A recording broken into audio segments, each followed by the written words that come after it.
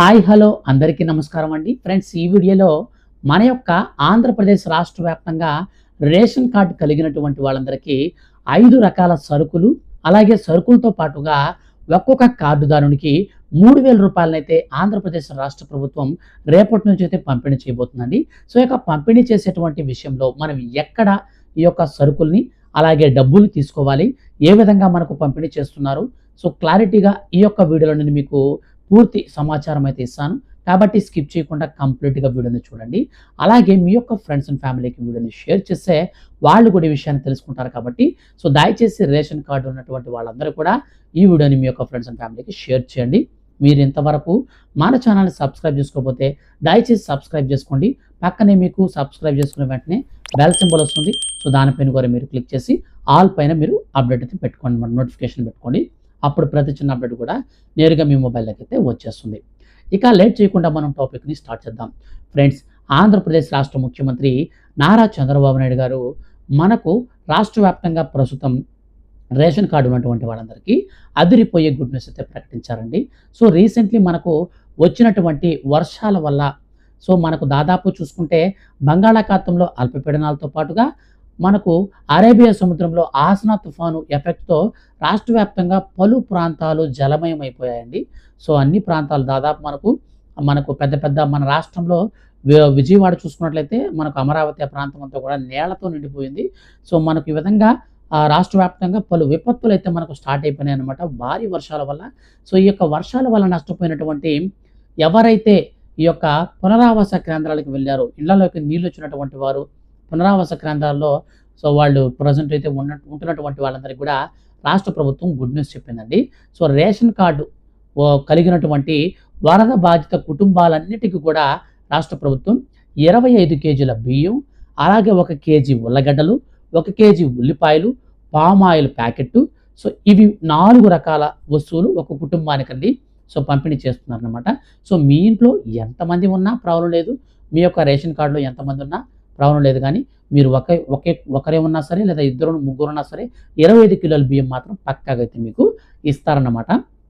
అలాగే ఆ యొక్క బియ్యంతో పాటు ఈ సరుకులు 4 సరుకులు కూడా ఇస్తారు.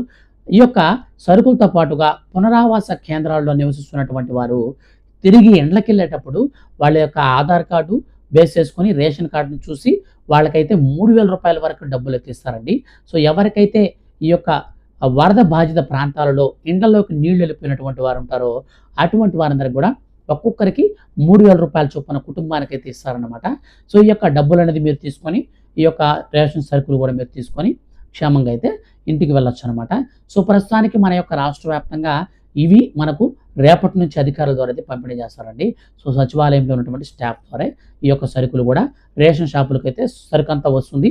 సో మీ ప్రాంతంలో ఉన్నటువంటి రేషన్ షాపులకి సరుకంతా వస్తుంది. సో అక్కడి నుంచి మనకు డీలర్లు ఉంటారు కదా, సో వాళ్ళ యొక్క సమక్షంలో మనకు దీనికి సంబంధించినటువంటి పూర్తి పర్యవేక్షణ వచ్చేసి సచివాలయం ఉద్యోగులు తీసుకుంటారు. సో ఎవరెవరికి ఎంత పంపిణీ చేయాలి, ఊర్లో ఎన్ని కార్డులు ఉన్నాయి, ఎంతమంది ఉన్నారు క్లస్టర్లో, సో వీళ్ళందరినీ కూడా సచివాలయ ఉద్యోగులు చూసుకుంటారు. ఈ సరుకులన్నీ కూడా టయానికి అందుతున్నాయా లేదని కూడా బాధ్యత అంతా కూడా సచివాలయ వ్యవస్థ చూసుకుంటుంది. డీలర్లు మాత్రం ఈ రేషన్ సరుకులన్నీ కూడా పంపిణీ చేసి మనకు పూర్తి అవకాశం అయితే తీసుకుంటారనమాట. పూర్తిగా వాళ్ళు తీసుకొని బాధ్యత తీసుకొని అందరికి కూడా సరుకులు అయితే అందజేస్తారు. అలాగే మత్స్యకార కుటుంబాలకు ఎవరైతే ఉంటారో వాళ్ళు సముద్రానికి కొంచెం దగ్గరగా ఉంటారు కాబట్టి వాళ్ళ ఇల్లు గురించి మనం చెప్పాల్సిన అవసరం లేదు. పాపం వాళ్ళకి డైరెక్ట్గా ఇల్లుతో సహా పూర్తిగా మునిగిపోయి ఉంటాయి కాబట్టి మత్స్యకార కుటుంబాలకి అదనంగా మరో 25 కేజీల బియ్యం అయితే ఇస్తారనమాట.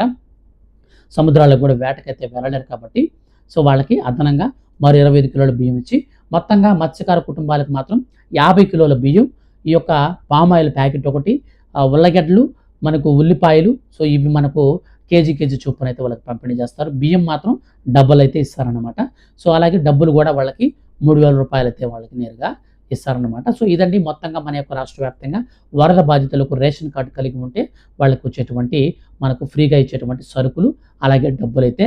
ఈ వీడియో మీ యొక్క ఫ్రెండ్స్ అండ్ ఫ్యామిలీకి కూడా షేర్ చేయండి, వాళ్ళు కూడా ఈ విషయాన్ని తెలుసుకుంటారు. సంబంధిత అధికారులు కనుక మీకు ఈ యొక్క వరద ప్రాంతాలలో మీకు ఈ సరుకులు కనుక ఇచ్చే దాంట్లో ఏవైనా కనుక మీకు మీకు ఏవైనా సరే జాప్యం కనుక చేసి లేదా మీకు సంబంధించి ఇవ్వకపోయినా సరే మీరు సచివాలయంలోకి వెళ్ళి మీరు కంప్లైంట్ అయితే చేయొచ్చు. ఎటువంటి ప్రాబ్లం అయితే లేదు, మీకు పూర్తిగా సరుకులన్నీ కూడా ఫ్రీగా అయితే ఇస్తారు. ఫ్రెండ్స్ వీడియో నచ్చితే లైక్ చేయండి.